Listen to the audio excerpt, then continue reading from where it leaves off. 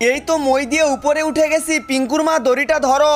বাপরে, এভাবে মাথার উপরে কেউ ফেলে দেয়? আরে দেখি নাই তো আমি। এই বাস দিয়ে ঠেলে কিন্তু মাটিতে ফেলে দেব।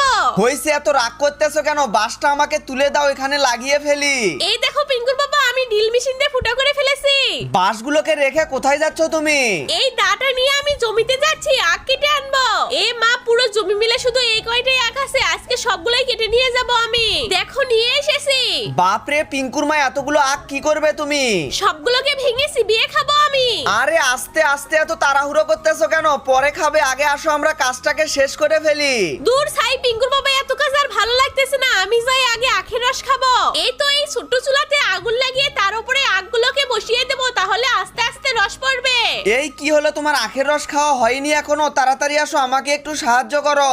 আখ তো আমি রান্না করতে বসিয়ে দিয়েছি, রান্না হলে তারপরে খাবো। কই দেখি দেখি তোমার আখ কেমন রান্না করতেছো। রস বের করতেছি আমি। দূর, আমি তো এরকম ডাইরেক্টই খেয়ে ফেলবো। আরে বাপরে, অনেক গরম, হাত তো পুড়ে যাচ্ছে আমার। পাগল